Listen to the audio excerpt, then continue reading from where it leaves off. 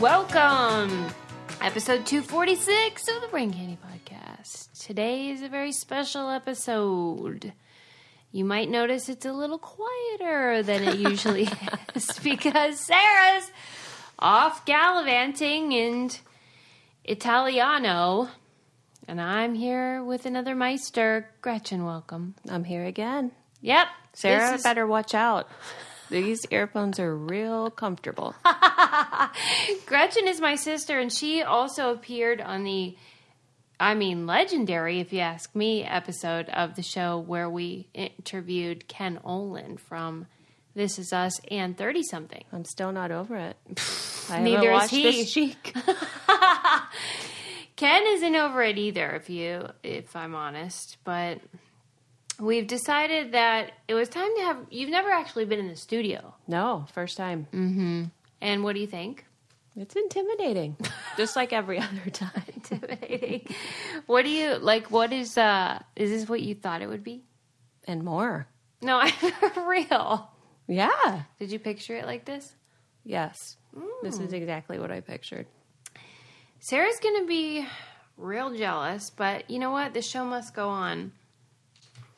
The sad thing is, every time Sarah's not here, I'm here. And why is that sad?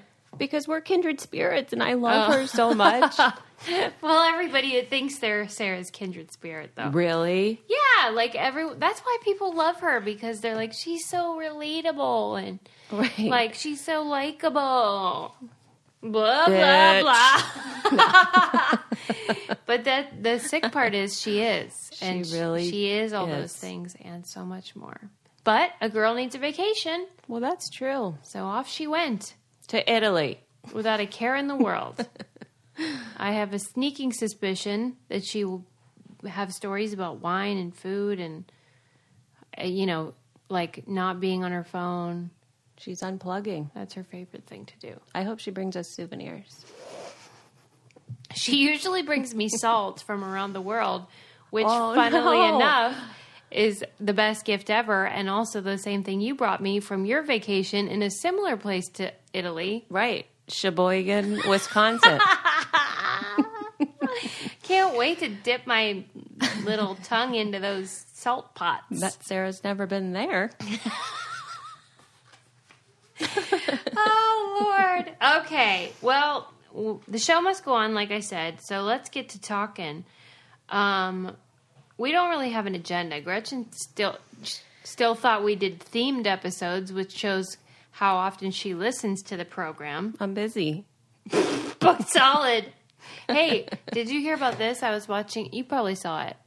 I was watching a clip of Puff Daddy on, I guess it was Kimmel. Yeah. And he said that he lived with the Amish for a while. What? Yeah. For real? Yes. He was talking about his kids going off to summer camp. And Jimmy Kimmel, you know how when they're on late night shows, you can tell some of the questions have been pre-planned? Yeah. Well, this clearly wasn't, because Jimmy was like, well, did you ever do that? Did you ever go on summer vacation or summer camp? And then P. Diddy or whatever said that he went through this program in New York. I forget the name of it, but it's a special thing for underprivileged kids. And they send them off to these different locations. And he was shipped off to Lancaster in Pennsylvania and lived with an Amish family. And he said that he had to do chores. And he's like, my kids complained because at their summer camp, they didn't have a bed. There was no cots or anything. Yeah. He's like, I didn't have electricity. And he went around in a horse and buggy. Can you imagine and he goes, I often wonder if they think, if they ever found out what happened to me, but I don't think they did. Right. And they'll never know, right. I guess. Right. What do you think about that? Well, that explains why he went the complete opposite. You know? Do you think that was in response? Gun toting in the club. Yeah, he uses a lot of electricity. Right. I know, but he said that he really enjoyed it and it taught him a lot, and that he appreciated how hard they worked, and he said he really loved how they have really great dinners Sunday. Mealtime is so big because what else are you going to do?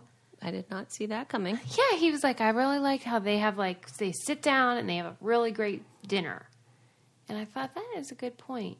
Well, none of this surprises me. Every time I see him being interviewed, I am always impressed by him. He seems like a great person with good values and a hard work ethic, like you're saying. And I don't see that. what? I'm like the opposite of Sarah. She's always yes and. I'm like, nope, I don't get that. Well, even in this interview, that part was charming, but I felt like Jimmy is like pulling teeth here. Like it was not one of those interviews that's like fun. It felt like strained, where he was giving yes and no answers most of the time. Uh-oh. But isn't he one of those people that has like kids with a bunch of different people? Really? Or am I stereotyping? Not that I know of. He said he has 6 kids. Is it with one woman? One lucky lady. Maybe I just feel bad for her, and I assumed it was several divided amongst them. Maybe. I don't know. I can't say. Well, yeah, I mean, if it's with one woman, then maybe he is like the ultimate family man, and I've just been judging him. Too bad there aren't any with J.Lo.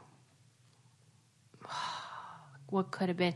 He says she's the one that got away. They all do. Right. There's like 50 of them. Who wouldn't? That's a very good point, but then why do they not treat her right when they're married? You know what I mean? I bet you she'd stay with them if they were real great with her. That's true. But isn't that true of all your exes? That's true of mine. They treat me like crap, and then when I leave, they're like, what? Right. You'll always be my angel. You're the one that got away. Yeah, suck it. Well, what the heck happened? I don't know, but you're right. I think she did find her perfect match. We were talking about that the other day. What's his name? Jeter. No.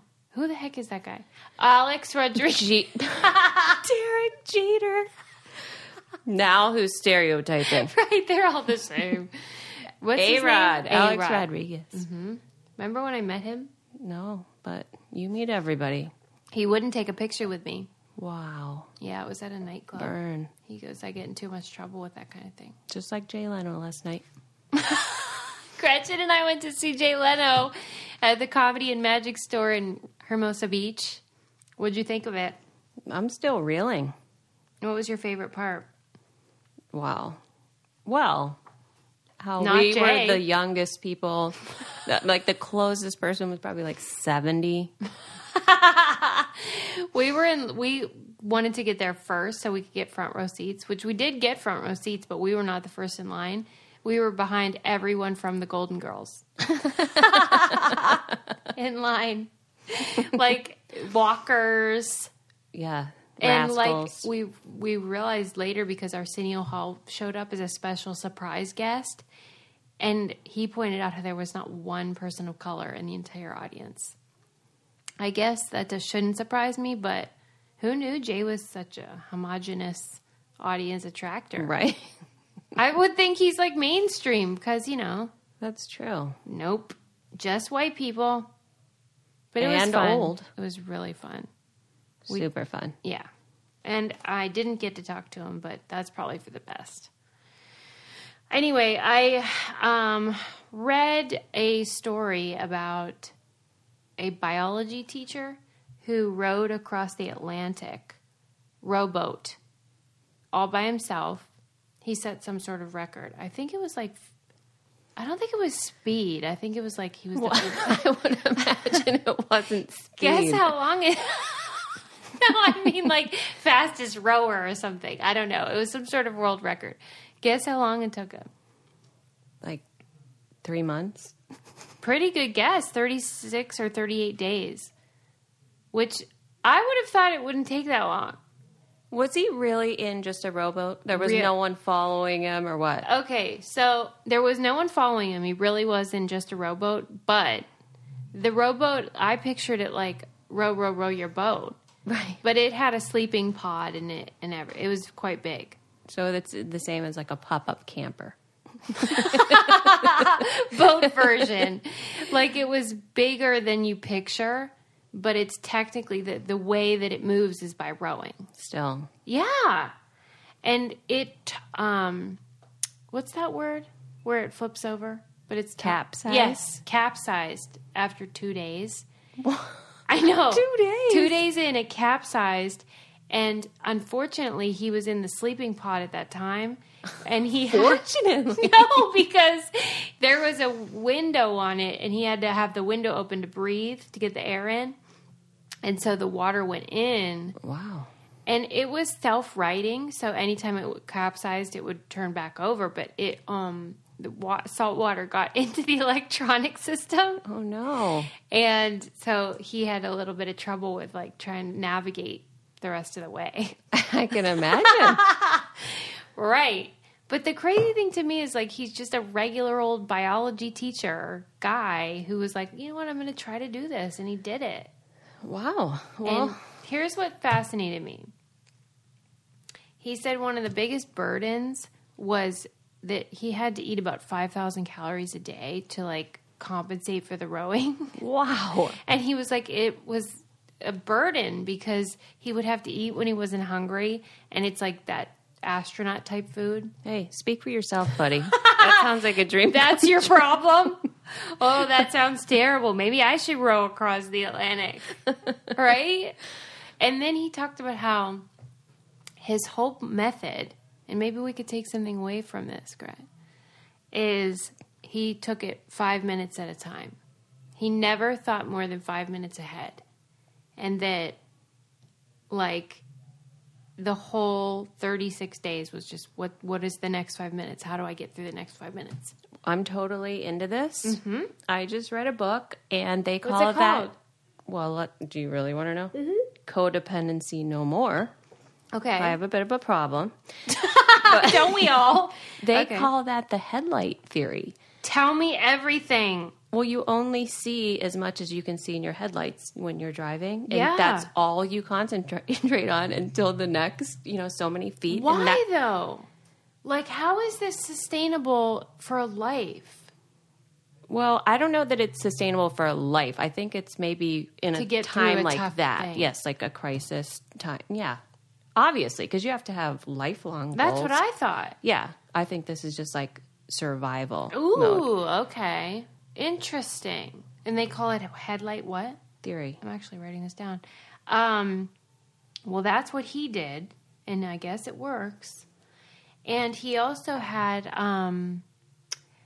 a sound system, and he had a playlist, and they talked about, like, what music he chose and things, and Adam was talking about how, like, I wonder after how long he was like, I should have made a longer playlist. He ran out. Yeah, like... And it was on a loop. Yeah, like, what if it was only an hour or something? I don't know how many songs were on it, but it did say at the end of the article, it was in the New York Times, I'll put it in the newsletter, that it really took a toll in his relationships, and now he's going back home, and he has a girlfriend or a fiance, and he's like, I'm just going to focus on that, because apparently this trip, like, did him in. Well, I can see how that would be. I wonder if he was homesick. Or lonely. If Just he in was, general. if he was homesick, he could use a homesick candle. What? Homesick candles are the coolest. It's so awesome. They have a candle for every state in the United States. Aww. They have candles for cities. They have Pittsburgh. Wow. I wonder Yeah. what that smells like. Right. Well, I'll tell you. Let me look, because they describe it. Pennsylvania is enjoy the rich fragrance of caramel, maple, buttery rum, yes, and malty molasses, like a perfect bite of fajores, whatever that is. That sweetness is balanced with dark cocoa and dry tonka bean finish. That's Pennsylvania. I need that. And then Pittsburgh, it says industrial steel, fireplace smoke, and pierogies. What? Close your eyes and you can hear the passionate cheers from loyal fans. That's Pittsburgh. I love that. I know. These candles are so cool because, like, let's say your kid's going off to college. You could get them one, to take with them, and then, like, they could feel good about it. And Right. Or if you're graduating, then you could get one from where you went to school and take it for where you go to move or whatever. And it's a great gift, obviously. Yes. But I also think it's nice for yourself. Like, if you just want to have, like, a reminder of where you're from or a talking piece at work on your desk or whatever. And the candles last for 60 to 80 hours. Wow. And they come in a clear glass container that's really pretty. They burn all the way to the bottom. If you go to homesick.com to find every single one of the 50 United States candles plus dozens of classic U.S. cities and popular countries of the world shipped direct to you and your friends or family in just days, right now our listeners can get free shipping plus $10 off when you buy 2 or more candles. Just visit homesick.com and use our code BRAINCANDY. That's homesick.com and use code BRAINCANDY. I bought one for Sarah. Don't tell her. She's not here. And it's summer camp. Because she was a camp counselor for forever. Yeah. Let's see what it says that smells like. That smells like fresh green grass accord with hints of crystal clear lake water, blooming hyacinth found along trails, and just a touch of fresh lemon and smoke. They have like other things like football, Friday night football, Christmas, Hanukkah, things like that. I think that's so cool. I love candles. Sarah like sometimes is weird about candles. You know that song from Saturday Night Live where they talk about how women can re-gift candles? No. So we have this running joke, and I like really want her to get into candles, so I'm going to get her that and see if it works. I'm sure it will. If anything will, it'll be that. It's like that description describes Sarah in general. Right. I know. What is not to love for Pete's Saki? Okay. Let me see. I got through that one. This is crazy. I read about a company in Japan, or different companies, I should say, in Japan, that are renting out women's armpits. I don't like where this is going. To put advertising so that when they get on the subway and put their arm up to hold the handle, wow, that there's an advertisement in their armpit. What do you think? I bet those ladies love it. You know, it's like misdirects from their chest. Right. Eyes over here. But can you believe that? I'm into it. I mean, you're standing there anyway. Well, that's the debate, though, is that this was an ad week that I read it. It was like, is this just sort of, it'll work the first time you see one, but like after that, you're like, what are you doing? I don't know. I don't think so. I think it would catch my eye every time. What's going on over there? Right? But here's let's imagine you're the model, though. Because wouldn't you hate it if someone was like, oh, tell me more about whatever Gatorade or whatever you're advertising? What do you like about it? I would hate it this week because I forgot my razor. Right, your hair would be sticking right through. You'd really have to keep up with your...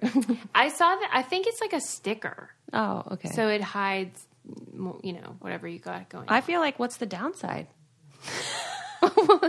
What? There's not really a downside apart from it's weird to rent out your body to advertise. Mm-hmm. Because it's not just like a shirt.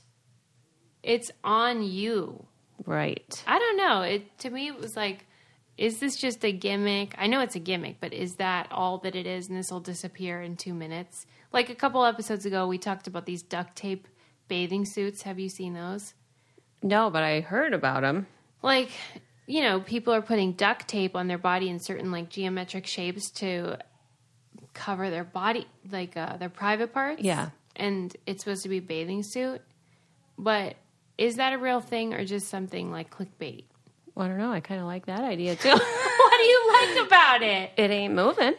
Like, you can go down slide. What are you doing in the pool? I don't know, though, because... You don't have to adjust it. We talked about how... Have you ever tried to go in the pool with something sticky? That thing comes right off. Really? I mean, tape doesn't do well in water. But it's duct tape. True. So if anything's going to hold, maybe it'll be duct tape. But we were like, wouldn't you rather just get a bathing suit? I guess. Not well. Then you won't be on trend. I don't know. I gotta try that one out. Yeah. But how much are we talking though for the armpits? Right, like you want to know as the model how much she gets? Yes. I don't know. What would you do? How much would it take? Not much, but like seriously though, that's a real question. And how long would I have to do it? Okay, so you have to get on the subway and you have to ride it for all of rush hour, 9 to 10. That's it? Yeah, how much? I mean, right now I'm making $10 an hour, so 11. I mean, if to I'm have riding people stare anyway. at your armpit? Are you kidding me? No, it doesn't bother me. So you feel like this is no more degrading than like any job? Exactly. It's probably better than what I got going on. But as a business person, I'm thinking, is this really a good idea? I mean, how much exposure is that pit getting? Mm-hmm. Not many people. Mm-hmm. Well, whenever I lived in Pittsburgh, there were a lot of jobs that would come through like the modeling and talent agency that I worked with that really had nothing to do with modeling or talent. They were just sort of like, they want people that are maybe telegenic or like charismatic or something. Right. And you'd have to go to like, let's say the arts festival and give out flyers or whatever. I think it'd probably be along those lines. So maybe like $30 an hour. Wow. You'd be up for it. You would put a sticker on your armpit and ride the subway for $30. Yeah, it doesn't even, that I doesn't want to bother like me one bit. hire you to do it just with brain candy sticker under your arm. Well, I'm going to the airport tomorrow. Do they have a shuttle? What do they have there? For real, I'm going to give you one, and you're going to take a picture. Lance is going to take a picture of you on the train with the brain candy logo taped to your armpit, and I'll give you $30. I mean, I don't know. I'm not into it. Do you cry on airplanes? I can't say that I ever have. What? Why would I be crying? Sarah and I talk about this all the time, that like when we watch movies on airplanes, something goes crazy, and we cry on there. Never. When's the last time you cried? Oh, Maybe your head inside. The day before I came here, probably. Oh, okay, all right. But maybe if I had to use the bathroom on the airplane. No! Do you watch movies on flights? Yeah. Well, you're probably watching like Tommy Boy or something. Exactly. Okay. I'm like, what's the funny? What is Kevin Hart on here somewhere? Right, that's why. Okay, you're choosing wisely. Well, we acknowledge, and other people have said, that they tend to cry on airplanes. And we don't know why. Sarah's theory was because of the pressurized air. Right. But there was actually an article that I read that tried to figure it out. And it was saying how there are several theories. One of them is that, so with crying in general, you know how like a lot of animals are born and they're like, they just walk off? Yeah. But humans, it takes us forever to be even a little bit self-reliant. Yeah. And so crying is the human mechanism that's developed at birth or exists at birth to demonstrate distress. And so like we have a lower threshold for crying to begin with. Right. And then that crying is more likely during abrupt shifts in neurophysiology, which of course would happen during a flight. Because, you know, a lot of physical changes are going on, like when you change altitudes. Okay. And then, you know how like a lot of times, like let's say you're at work and it's a terrible day and a lot of people yell at you or whatever. You might cry when you get in your car or cry when you get home. Yeah. But you're probably not going to cry like right there at the office. Yeah. They're saying that getting on an airplane is so stressful that by the time you're in that seat and watching that movie, then you just let it all out. It's a release. But this isn't happening to you. So. You're dead inside. But that theory made sense to me because just getting on a flight on time through security, especially if you have kids with you, is like by that point you're like, give me a Chardonnay and turn on like the Cutting Edge or whatever film. Right. And let it out. I guess I never thought it was stressful to other people. Going on flights? Yeah. I think so. It's not pleasant. Everyone hates it, dreads it. Sometimes if you have an early flight, you can't sleep the night before because you think you're going to sleep through your alarm or miss your flight. Right. All that stuff. And well, I might be crying tomorrow because I have that really short time to get to my connecting flight. Yeah. And that is true. I'm already worried about it. Right. So let's say you make it and then you get on that second flight and then you put on, what's like a sad movie out right now? I don't know. some drama. I don't know either. Maybe it would tug at your heartstrings. Probably. And you would maybe tear up. What you will. Take a picture of that too and hold your armpit up while you're at it. And you know what happens a lot of times when you fly is you get dehydrated. Not me. Chardonnay doesn't count, by the way. She's sipping shards. And if you do get dehydrated from alcohol or travel or whatever, you should drink liquid IV. I so need that. How many times since you've been here have you heard Adam squawking about liquid IV? I know. We're like scouring the house. There's got to be more in here. Adam ran out, and now he's like, keeps saying, like, it's as if he doesn't believe he can order it. Right. He's like, yeah, I sure wish we had some liquid IV. We'll order it then.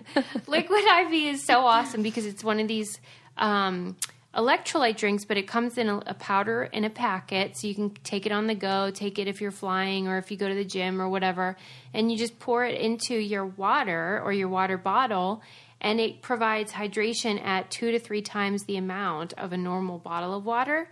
And so not only is it tasty because they have different flavors, and they have a new flavor, or they have different ones that you can try, and it's tasty, but it also provides vitamins, more vitamin C than an orange, and as much potassium as a banana. Bet you didn't know that. I sure didn't. And they donate 1 serving to people in need for every order placed. Oh, wow. Which is cool. And if you're hungover or whatever is going on, it's great for kids. If they don't like drinking water, they might like drinking that instead. I love liquid IV. I know you will too, Gret. Right now, our listeners get 20% off at liquid-iv.com when you use our code BRAIN at checkout. That's 20% off anything you order on Liquid IV's website. Go to liquid-iv.com and enter promo code BRAIN to get your savings and start getting better hydration. That's liquid-iv.com, promo code BRAIN. Don't wait. Get hydrated today. I can't wait to try that. For real? Yes. Like you're so optimistic and positive about things. Armpits. I'm happy on flights. You're so open-minded. Okay. P.S. We have a good guest later on today. I won't spoil it, but It's better than me. well, you're not a guest. You're a guest co-host. You're like when like Kelly Ripa has like that revolving door. Yeah, Consuelos.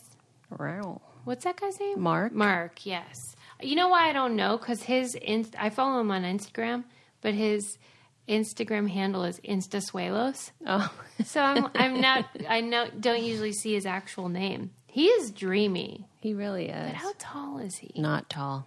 Like 5'6" or That would be pushing it. Because how tall is she? like 5'2", 5'3". Yeah. But you know what? I'd let him in. They're a yeah, I wouldn't kick him out of bed for eating crackers. That's for sure. Yeah, and he seems super nice.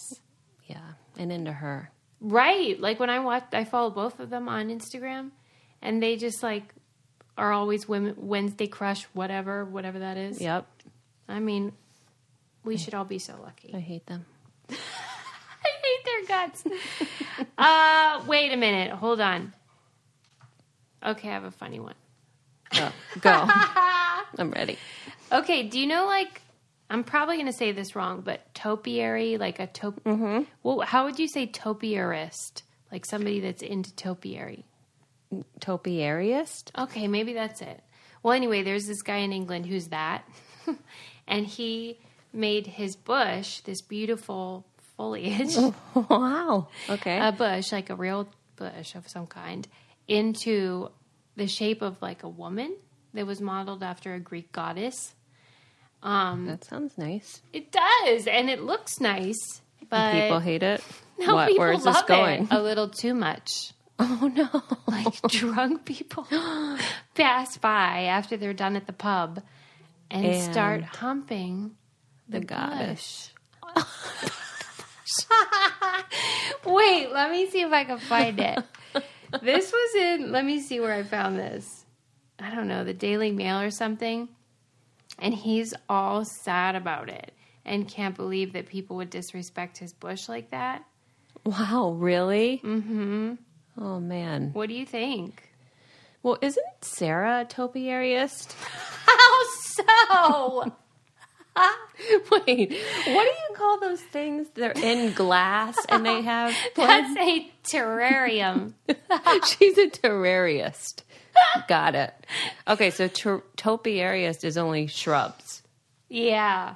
Large bushes. Let me just say, when you put in topiarist, bush goddess drunk into Google, it doesn't come up. I guess you have to be more specific.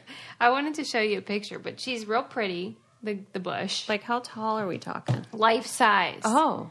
Like, it looks like a lady if a lady was made of leaves. Wow, that can't feel good. For who? The humper. But he's upset because he'll come out like the next morning and he'll have to like trim it up. And hose her off. Yeah. Yeah, because people are just having a little too much fun. That's sad. And wait, and the funny thing about it was that he kept saying that she gets molested. And it says that they pull her legs apart. Her branches.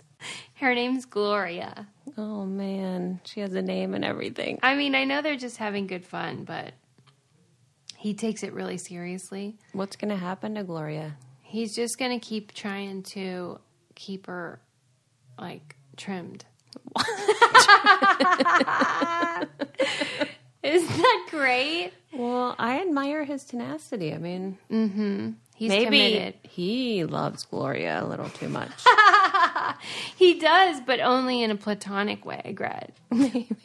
I will find that article and I'll put it in the newsletter because you got to see her. We all have to see that. Yeah, because I could see how drunk people would think it was funny to like simulate it. Right. For photos and stuff. But I can't believe that some people are like, let me see.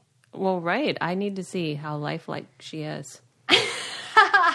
Well, Gloria's probably like in a lot of Insta stories. My God, right. I should do a search. I should follow that hashtag. I mean, I'm following all the wrong ones. Okay, wait. Hold on a minute. Let me see what's else next. you got. A lot. All right. When's the last time you got like a speeding ticket? Ooh, a year ago. What I was on the way to my eyelash appointment. For real? Didn't want to be late I don't for think that. you told me about this. Yeah, it was my first one in the Chicagoland area. What happened? I was going 42 in a 35. Okay, that's stupid. But guess what? What? I used my charm. Was it a man? Yeah. And what happened? He You was were like, like, wait, I'm white and I'm blonde. Well, he just said, "Are you in a hurry?" And I'm like, Are you in a hurry? I said, "I didn't think I was." And then I'm like, "I'm new around here. I don't even know where I am." Oh, Like I'm damsel in distress. My first time going this direction. Mm-hmm. Didn't work. You got a ticket? Yeah. Oh, I thought you used your charm. What happened? Dude, I tried. I should have said I tried to use. He gave you a ticket for going 42 and a 35. Yeah. How much was it? $4? That's ridiculous. I think it was $75. But that's only my second one ever. Wow. And I'm 42. That's crazy. Yeah, I can tell. I've been in the car with you all week. I can see. I don't kid around. She's in a hurry, people. I wouldn't even say a hurry. I'm just aggressive. Like, get out of my way. Right. That's all I want. Right. I just want... You got to share the road, Sue. Right. No, I admit it. I am an aggressive driver for sure. But I haven't gotten a ticket in like 8 or 9 years. Can you believe it? I have totaled my car. But no tickets. But have you been pulled over? No. Wow. No. That's Isn't that good weird? luck. I knock on wood. Okay, but I read there was a study done, and they analyzed speeding tickets and found that when you control for race, gender, class, everything, that there is a benefit if you have the same first name as the police officer. Well, that's not looking good for me then. Gretchen? I'm Officer Gretchen. No, yeah. Were you in a hurry today? Right. But it would benefit a lot of white men. Because, you know, that's what we're mostly, like a lot of Matthews, Michaels, Robert, you know, like any basic white man, or even like an Anthony. Like that's a very popular name too. Yeah. You Hey, know, Tony. or like biblical names. It says that judges are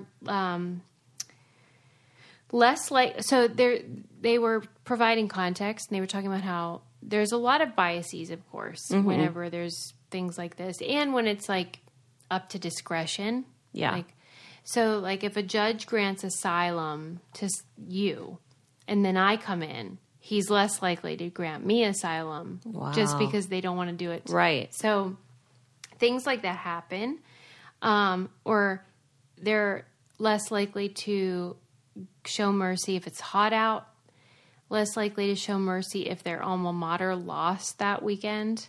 Really? Yeah, so they were showing like all these studies they've done to show like different ways that things that are totally unrelated can affect whether or not you are punished, but that they called it the same name mercy effect heuristic. And basically, even when they controlled for all those other things, that they tended to, they call that, I think they call it like a mercy ticket or something, where even if you're going 20 miles over the speed limit, they will call it a 9 mile an hour. Because at 10 or above, that's when the fines get really big. Yeah. So they'll bump it down to that kind. Well, this is a sad state of affairs. Right. It's a real bummer. Yeah. And, you know, good to know, though. I guess. I don't know how much control you have over that. True. Maybe just don't speed. Play it safe. Okay, so there's also, this is totally off the subject, but it'll probably lead me to introducing my guest. So Sarah and I talked about a while ago how, you know, we love emojis. Who and doesn't? using them, right. But there's like a committee, there's an emoji committee that decides what are the new emojis going to be. And if you wanted to, you could fill out an application and say, I want there to be a certain emoji, and you could submit a drawing that, you know, either you or an artist created of the emoji. And this is how they introduced a flat woman's shoe, a ballet flat. Really? Because they found that men's shoes were all flat, but women's shoes were all high heel. Yeah. Even the boot was high heeled. Right. And that, you know, historically speaking, high heels are meant to constrict the movement of women. And then, so they were like petitioning to get a ballet flat in blue, and they did. Oh, okay. And this woman like got an artist to create one and was successful. And I think it's on our phones now. But, so now there's a similar petition to create a one-piece bathing suit for women. Oh. What do you think of that? I think that's a great idea. Right? Why do we always have to wear that pink polka dot bikini? I know! And I never thought about it, as you often don't, with like stuff that's just sort of there. Mm-hmm. You're like, yeah, that's the bikini, and you put it there when you're talking about the pool. But why isn't there a one piece? And it kind of like sends maybe a message to young girls that like the bikini is the you know, whatever. For sure. And so the problem though is that a lot of the developers and people on the board are men, Right. and they think that it's real stupid. And they were interviewed for the article and were like, kind of like you're making a mountain out of a molehill kind of thing. Wait, what's the big deal? Yeah. And so I don't know what's going to happen. It's still like being considered, but I hope they do it. Well, if the blue ballet slipper made it, Yeah. anything's possible. True, but it was a real uphill battle. Like it took a lot of convincing. By the way, I should say one thing you're better than Sarah at many things, I'm sure. But one thing especially is you're position on the mic? I can't get any closer. You know why? Because the last time I did the show... Well, it was over the phone. I know it was over the phone, but it was a big complaint. Dude, but who was complaining? The Brainiacs. They couldn't hear me. They want to hear what I had to say. Did they say that to you? Yeah. They were like, it sounded like she was in a different state. And you were like, she was. Now, problem solved. Now I feel like a recording artist. People... It's like I'm in the booth. We are the world. Well, people complain all the time about Sarah because here's what's great about her. Like, she is herself 100% of the time. Yeah. And with that comes a lot of emotion, a lot of highs and lows. I've seen it. I've been there. And so she moves away from the mic a lot because she's just, it's almost like she forgets we're making a show. I know. That's why it's great. It is. But people are like, Sarah, I don't understand why sometimes you're so loud and sometimes you're so quiet. You're there and then you're not. So there's a new book coming out written by Lisa Jobs, daughter of Steve. Oh, okay. Did you read about it? No. Oh my God. It looks so good because she was the daughter of Steve Jobs. Her mom was never married to Steve. Oh, really? Yeah. They were together for many years, and then they got pregnant and then broke up. Mm-hmm. And then he said it wasn't his daughter. And really? Yeah. Hold on. Sorry, I had to clear my throat. He said she wasn't his daughter, and it was the year that she was born is when he created his first computer called also Lisa, the Lisa computer. Yeah. Well, why would he do that? Well, it's so weird because then when she became 12 or something age, she asked him, "Did you name the computer after me?" He's like, "No." But then they eventually they got a DNA test, and of course it was his daughter, and so he begrudgingly allowed her into his life. Wow. And as an adult, he went with his family, including her, to Europe, and they stayed with Bono from U2 for a dinner. Yeah, you know how that happened. Right. And Bono was like, "Hey, your daughter's name is Lisa. Is that why you named the computer Lisa?" And he was like, "Yeah." So he admitted it to Bono. Mm-hmm. But to her, he was like, "Nope, don't flatter yourself." Oh, man. And one time, when she was 7, she didn't know much about him. She only saw him once a month. And he had a Porsche every time, and it was always perfect. And someone had told her, "I read that your dad, anytime his Porsche gets a scratch, he replaces it."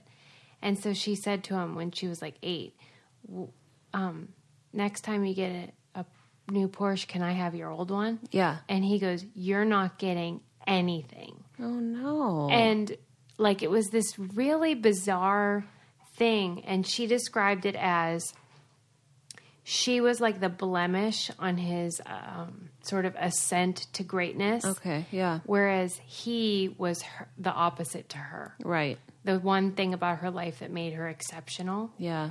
And her mom was cleaning toilets and stuff to make money. Really? Yeah. And so I can't wait to read the book. But this was just an excerpt that I think it was in the New Yorker or Vanity Fair. And so what happened, later in life? Did they establish a relationship or? She was around and she'd go visit when he was sick and dying. But none of the other kids accepted her. And so, it's weird. And I think especially now that she wrote this book. Right. But that, excuse me, I don't know if, she was in the will or I'm sure that's in the book. Yeah. But, it's just weird to me when that happens. And he in other interviews had acknowledged that he was a bad dad. Right. Yeah, I know. And so I get that there's only 24 hours in a day and you can't be like amazing at everything. And he was busy building this empire and you can't probably be a good dad too. Yeah. But like, why would you pick some of your kids to be special and the other one's like not? Yeah. I mean, just from what you said, it makes it sound like he was a bad person more than a bad dad. Does. Just like a bad human. But life is complicated, and so it's hard to judge. I don't know. It is hard to judge, and we don't have all the information. She's just sharing her side. Right. But like, I just am. Do you think it's a gender thing? Like, I don't know any moms who just pick one or two of their kids. And then, right. But I'm sure there are. But I've never heard of any. Right. It's kind of like all or nothing. Yeah. But this seems to be the case where, like, a dad will be real shitty for the first round. Mm-hmm. And then, like, when he's older, he'll have a second family. That is true. What is that? I don't know. In fact... Maybe it was like you were talking the other day about how men peak so much later in life. And maybe maybe that's true, like, maturity-wise. And, you know, like, in every way, maybe. Gretchen and I were talking about how I saw this article about dating sites, and they also included in it this chart that showed when women peak in attractiveness is 18, and then is a steady decline for the rest of their life, whereas men peak at 50, but it's pretty much like a straight line across their whole adulthood. Like, it varies not a lot. It's crazy. Right. And so Gretchen's saying maybe they peak in every way at 50. Right. And so, like, that's when they're ready to be a dad and stuff. Maybe. Unfortunately, what age was he? 58 when he died? I mean, he was super young. Yeah.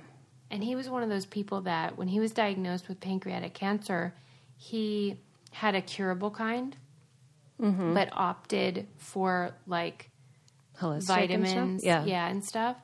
And then it progressed so rapidly because he didn't get chemo immediately. Yeah. And so then he passed away, and he regretted that. But anyway, he died super young, so who knows what could have been. But it sounds like he wasn't a great person early on. Yeah. It makes me feel like #blessed, Sue. Like, you know, we sit around complaining about our lives, but imagine being her. Right. That would be really, really difficult to overcome. Well, because we talk about how sometimes if you have never had anything, that's just your life, and then you're kind of fine with it. But if it goes from one to the other, like you have a ton and then you lose it all, or in her case, you see what you could have but never get. Like watching him be a good dad to your step siblings. Yeah, and you think, why am I not good at, like, what is it about me? Yeah. It's not enough. Right. She's obviously a great writer. Well, I can't wait to read it. Yeah. It was the excerpt was really beautifully written, and I'm sure the book's going to be great. But it also reminded me there was this other story, and I will introduce our guest, I promise. But it was about this guy, and it's not funny, but it's bizarre, like, who similarly had a family that he was not good with, and then he started his second family and was like this great dad or whatever. Yeah. But evidently, he was unhappy all along. And he faked... Okay, let me see how I can describe this. He commits suicide. Oh, no. But he made it look like it was a murder. Guess how? I can't. I know. How would you even do that? He got a gun and tied a weather balloon to it. Where do you buy those? Where do you buy Where can I get one of those? Wherever he got it, I don't know. But he tied a weather balloon to it. Okay. Shot himself in the chest, killed himself, and the gun floated up into the air. No. Yeah, and so everyone thought he was shot in the chest. And then the weather balloon came down with a gun attached. Eventually, like how much later? Like weeks. Like eventually someone found it.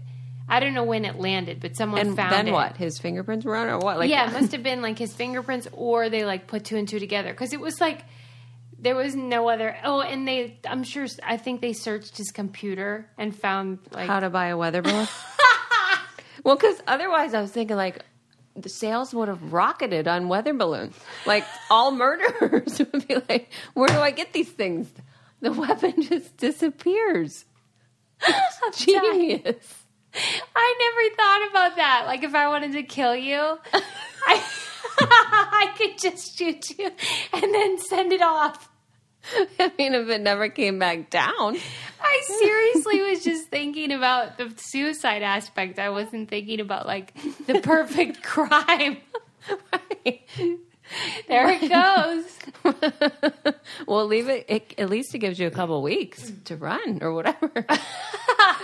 And most places that a weather balloon would land, it probably wouldn't be found. Right. But this one was found. Okay, so then what? Well, happened? so then the article was written by the daughter who he had abandoned. And she was writing from the point of view of, yeah, he was a bad dad, but who knew? Like, she wished she had seen the signs that he was truly in despair. Mm-hmm. And that we should all sort of pay attention to the signs that people give that, whatever.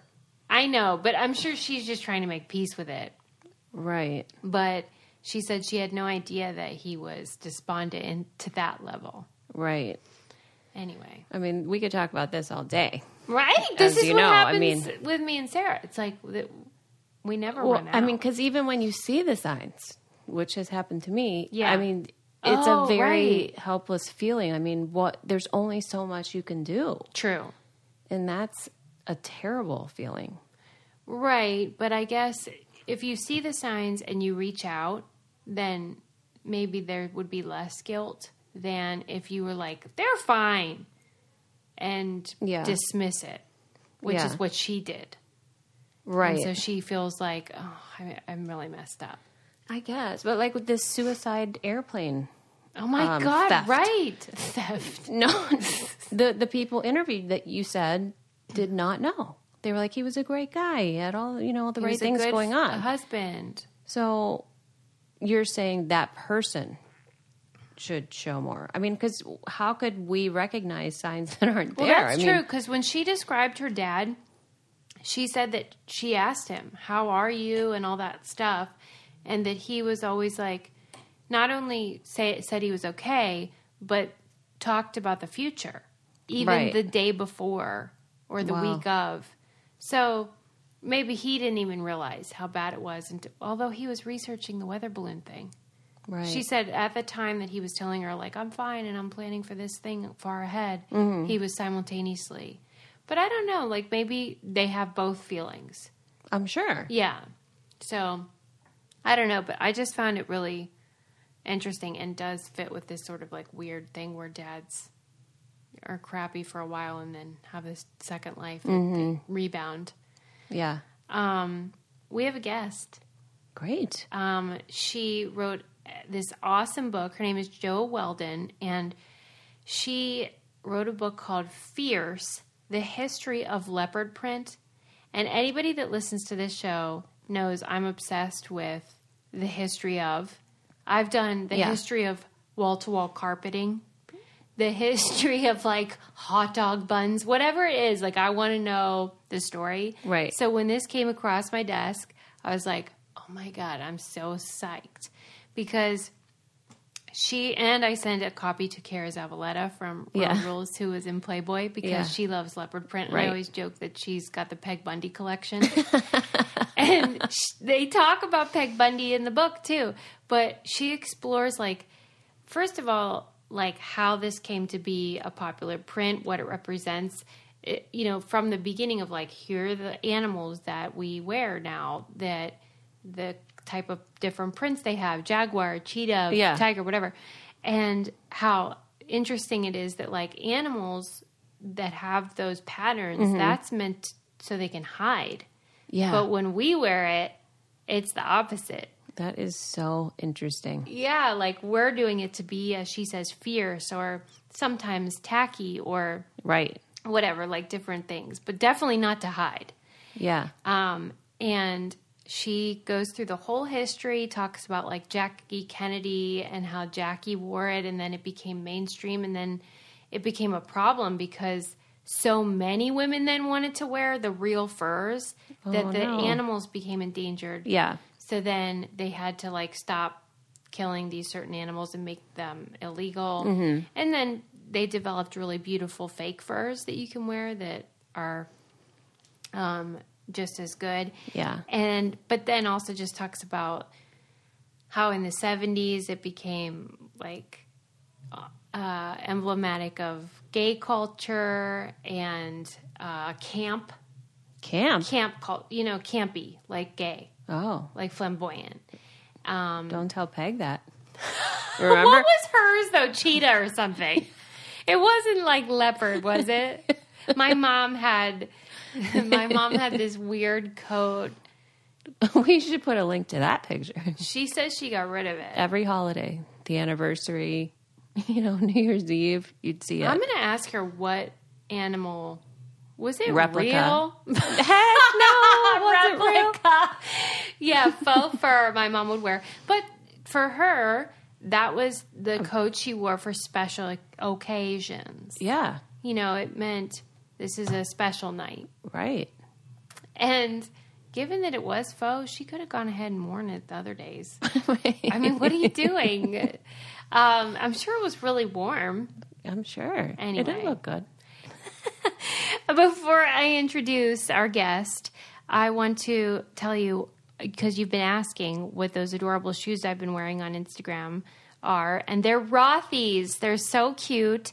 They're the navy blue flats that I have. And here's what's amazing. First of all, no need for heels if you got Rothy's because they're super chic, they're super comfortable, and did you know that they're made out of plastic bottles? I did not. Yes. I've been admiring them all week. I love them. They're so flattering. So cute. And like she said, they look cute and they're comfortable, but they really are made out of recycled plastic, which is crazy. And you can throw them in the washer. No. Yeah. And so like you can just wash them and then they're good as new if they get gross. Oh my gosh. I know. See? That's the kind of shoe I need. That's the shoe for us. I'm rough on them. They're an everyday flat for life on the go.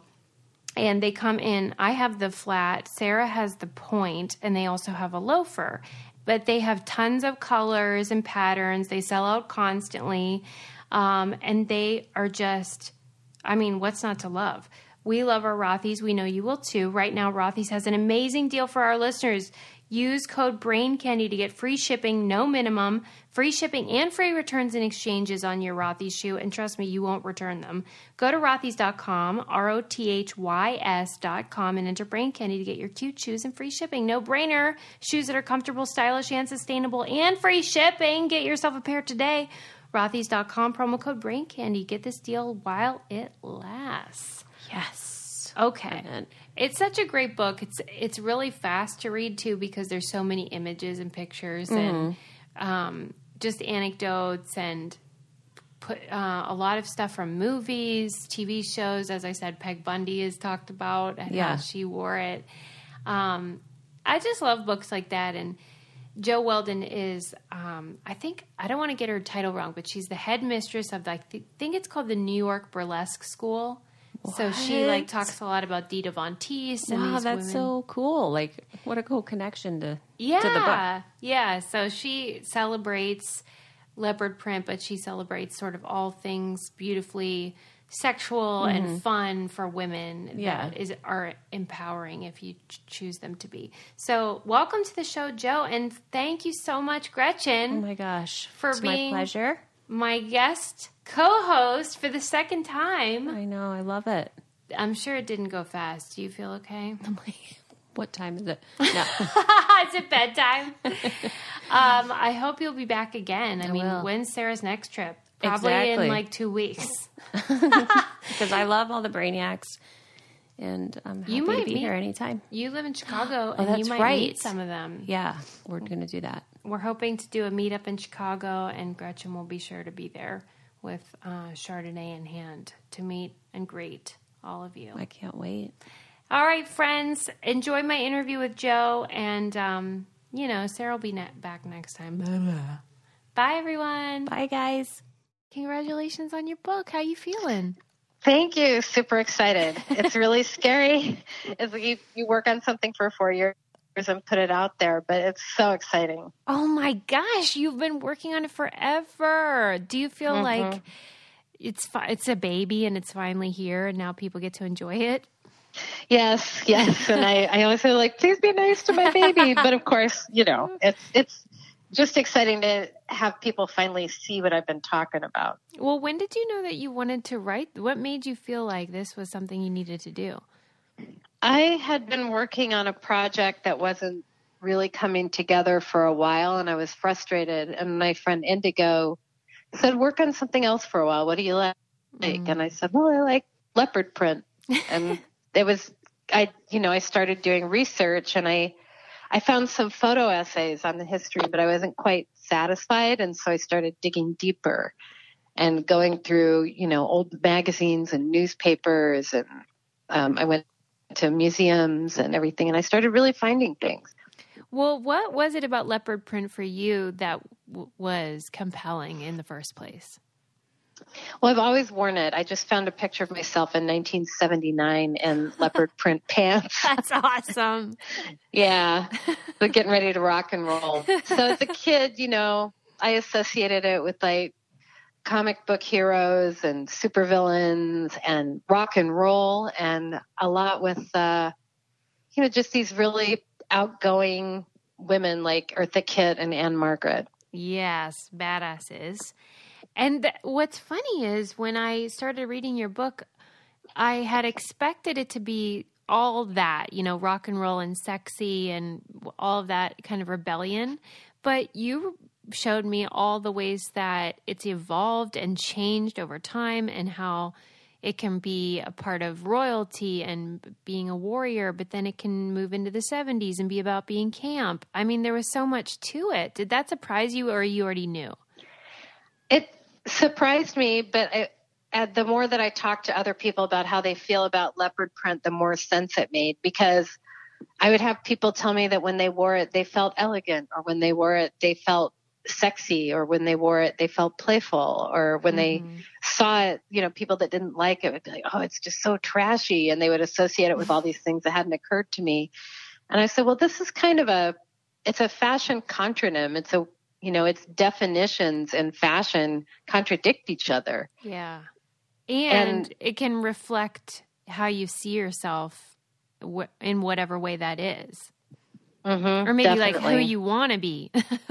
Yeah, and I think that people put it on because they want to feel like you see it on casual clothing, and then you see it on formal clothing. And I think that it has distinctive meanings in each of those contexts. And like whenever you wrote about it, your book is so much, first of all, it's fantastic. And I can't wait for all of my listeners to read it so I can talk to them about it. But thank you. It felt really exciting because, yes, it's about leopard print, but it's almost as if leopard print was the lens through which you were looking at really broad elements of society and culture and class. And I just wondered if that felt overwhelming for you at all as a writer. I've been studying the meaning of women in public and gender in public for quite a while. So I wasn't really that surprised, but I was surprised at how much it happened. Yeah. Right. And how inevitably fashion relates to what's going on around people. So I was interested in big name designers, but I was really interested in what it meant to people as it became more affordable and accessible. Yes. And why did they choose it? And now that people can choose more of their clothing, what does it mean? And it seemed over time not to change meaning, but to accumulate meanings. So it would always still have the meaning of, goddess, warrior, royalty. And then at the same time, it would start to have these other meanings of female empowerment and sexuality and elegance and fashion. all of these things it kept having all those meanings. It never lost any. It just gained more. One of my favorite parts of the book is when you talk about, and this goes throughout the book, you talk about the theme of the ways that clothing is used to control people and, denote class, and how the wealthy are often trying to find ways to make sure that they're separate and look a certain way as opposed to the lower class folks. And then when you talk about the 70s and how it quote unquote became tacky maybe to wear leopard print, but it was this cool way that the masses could take control of what they were wearing, and the rich were still trying to distinguish themselves but couldn't do it as well. Yeah, and I love that. I mean, a lot of academics call it the democratization of fashion, which means more people had access to it. And I think that in all fashion, it's definitely become interesting to see, whereas, until about 200 years ago, you had to be pretty well off to have clothing that didn't serve a very distinct purpose, right? So to choose clothing just for style or entertainment, even though everybody knew about it and wanted to, clothing was made stitch by hand with no machines. Textiles were really expensive, and people just couldn't afford to do it. Now they can afford to express themselves as well. And as you see in the history of, they're called sumptuary laws, where rich or royal people will forbid people who aren't rich or royal from wearing things that they wear. Right. Where now they just can't really do that anymore. I friggin' love it. Yeah, so I do cool. too. One of the parts of the book that was so interesting was the discussion about Jackie Kennedy, and how much of a role she played in this leopard print phenomenon. Can you describe for our listeners what that was all about? Well, she had a leopard fur coat that she wore in 61 and 62. And it caused this sensation. And leopard fur was already very expensive, very flamboyant. It was really, the leopard fur coats were really made popular in the U.S. by flappers. Oh, right. And those are some flamboyant women. But for Jackie Kennedy to come out and make this big statement, and I went through a lot of images at the JFK library. Like, that's where I was looking at a lot of this, and old newspapers. And then I had people who were of an age to remember her wearing that coat telling me what a stir it created, that people were talking about it. I love that. Yeah. And so it's this very exciting moment. It's, for someone who's so well known for her fashion senses, just to really seal it. But the leopard population became threatened, and a lot of people identified that coat as part of the rush on leopard fur. And Oleg Cassini, who designed it, felt terrible about it. And so he became a huge advocate for fake fur as high fashion. What we think of as fake fur wasn't really developed with those artificial fibers until the 1930s, sort of. There was fake fur before, but not the way we think of it. Yeah. And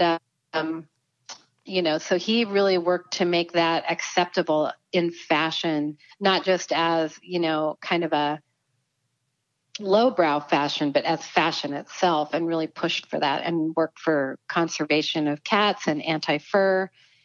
And that was a big change for a designer to be interested in protecting the animals. And it had a lot to do with that coat. Right. And I credit him because he legitimized this thing that might not have been able to be mainstream before. He was like, no, it's cool. We can do better. And kind of brought that. And, the weird thing about the Jackie Kennedy, the image in the book in particular, I look at it and I wasn't around at that time. And I would have just thought, okay, yeah, Jackie Kennedy wore a leopard print coat. That makes sense. But you provide this context of like, no, this was like a big deal. And if you were around at that time, people were, as you say, talking about it, and it kind of created a stir. Yeah, and then there was a stir again later on when the Somalian ambassador wanted to give Hubert Humphrey's wife an expensive gift, And she said, I can't accept it. Personally, I can accept it on behalf of the government. And they're like, but we gave Jackie Kennedy these expensive leopard furs. This is all according to the newspapers. Right. So I'm quoting from the newspapers. And, you know, the value of what government representative in the U.S. could accept at that time had changed. So she couldn't have accepted it.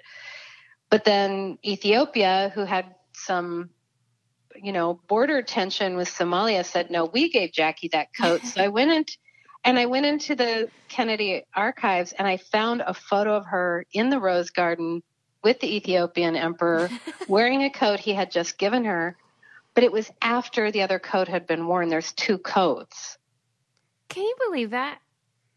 I You're know. like And cracking so there's cases over here.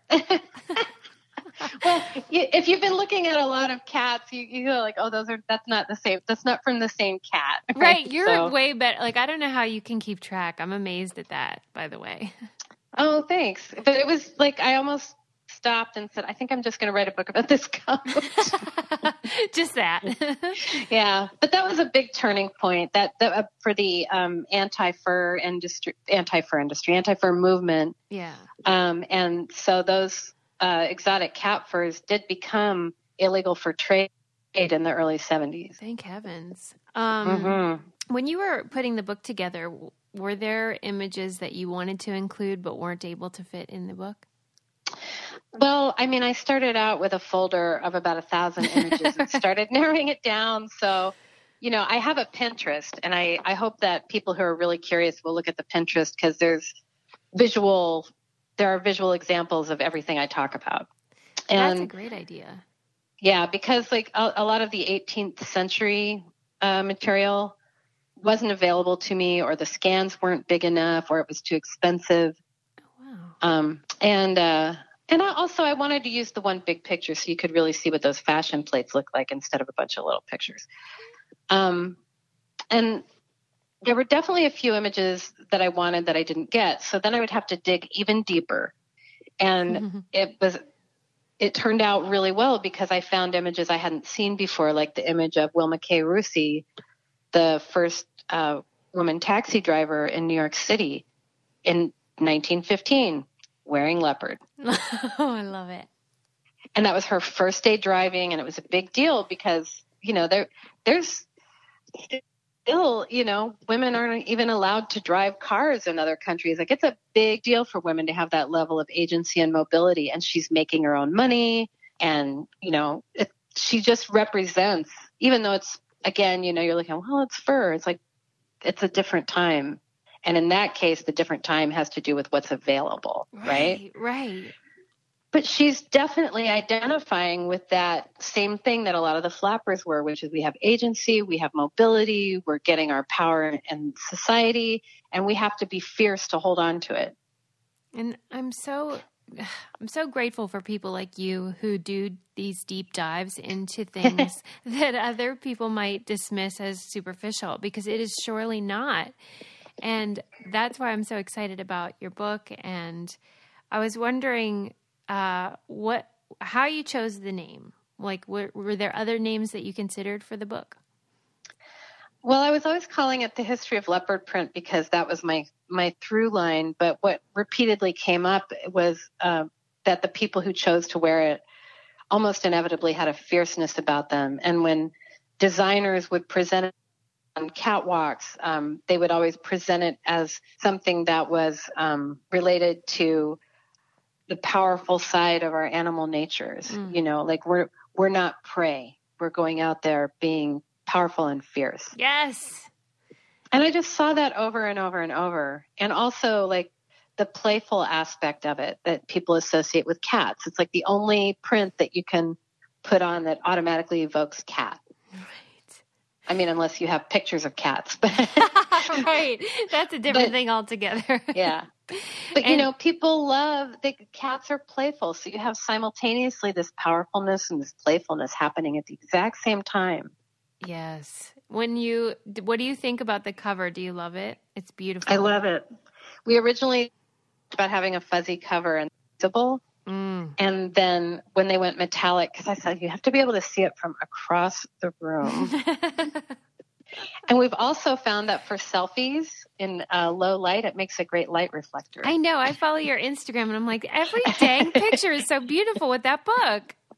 Yeah, I love it when people send me pictures of the book in their house or them reading it. I can't believe it happened. I don't have an in publishing in particular. Mm-hmm. I don't have a history in academia or anything like that. I just decided to write a book about leopard print, and people encouraged me. And it's just 1,000,000 to 1 shot that this book would have happened at all. Well, I think it's going to be gangbusters too. Because it's a really special thing when a book is fun to read, but also beautiful to own and have as a piece in your house. That's really cool. And that's what your book is. Thank you. Yeah. Oh, thank you for saying that. I'm so glad to hear it, because it's only been out for a few weeks. So I'm still my gosh, is it okay? Do people like it? I can't believe you would even doubt. It is perfect in every way. Oh my gosh, that's so nice. Thank you. I was wondering what is next for you. Do you feel like you can even think about it, or it's like you know exactly what you're going to do next? We're working on a budget for a documentary. Yes. And then, that means I have to renegotiate all the image rights. Oh, no. But then it would be an opportunity to interview some people because I didn't do interviews for the book. So this would be something, I talked to people. Yeah. But it would be fun to go do interviews and film people talking about leopard print, because they just light up. Yeah. And, yeah, there's so much to it. And visually, I think it would be such a fun thing to watch as well. Yeah. And one woman told me that she works with bullied children and they become very withdrawn. And one of the exercises that they do is put leopard print on them and have them roar. And the kids love it. And they really respond and are transformed. And I was like, I don't know if this is crazy, but if they would let us film that, my God, maybe that's intrusive. I don't know, but I'd love to show it to people. What a beautiful idea. That is such a cool thing. Yeah. So I just have I've seen so many amazing things, and I want to, even after the book was turned in, which was basically 1.5 years ago, with some changes, like minor changes. Because at a certain point, they're like, no more changes. I kept finding about even more exciting things. And like the chapter where I'm talking about who wears it now and all these, yes. one thing after another of exciting people who are wearing it, there's even more. So yeah, you can keep building. I'm like, what if Serena Williams would talk to me? Just that kind of like, wow. That's cool. I like that. Yeah. We have one question that we ask everybody at the end, which is, what do you keep in the trunk of your car if you have a car? I don't have a car. I'm a New Yorker, yes. So we carry things around all the time. Okay, what's in your bag? Oh, let me think. Oh, it's weird. It's so boring. All right. Black eyeliner. Yes. Red lipstick. I love this. Yeah. A notebook and a passport. That's perfect. Yeah. Our theory is that it represents where you are in your life right now, and I think those things are just about right. Oh, great. Yeah. I'm sure there's something interesting in my purse that I'm forgetting. That's right. Oh, and a metallic Sharpie to sign my new book. Oh, that's cool. And what color? Is it gold or what? It's bronze, like the spots in the center. Are you going on tour? What's the deal? I'm presenting at a few conferences. I'll be at Tiki Oasis in San Diego this year. I'll be at Denver Modernism. These are both in August. And then I'm going to do an East Coast tour in September and probably a West Coast tour in October. Oh, good. This is so exciting. It's just the beginning. Wow. Yeah. And I put all those events on my website. So great. We will link it as well so people go running towards you. And where can they follow you on Instagram as well? My Instagram is at Headmistress Jo, because I run the New York School of Burlesque, so I'm the headmistress. I think you're officially the coolest person I've ever interviewed. Oh, God. Thank you. Who's that cool? You're so nice. Oh, my God. No. We can all aspire to be more like Jo. Yeah, so Headmistress Jo, and I post a lot of burlesque pictures of costumes and classes, and I post a lot of leopard print. I post vintage items that I find that are available now because I collect vintage clothing and, superstars wearing leopard print. And and all that fun stuff. It'll make your day. That's what I know from following you. It always makes my day. But congrats again on the book. You're wonderful. And thank you so much for talking to us. We're happy to have you on the show. Thank you so much. I'm so pleased that you were interested. You're off the hook. I'll let you know when this comes out. But I really am excited. I know people are going to love your book. Oh, thank you so much. Talk soon. Thank you. All right. Take care.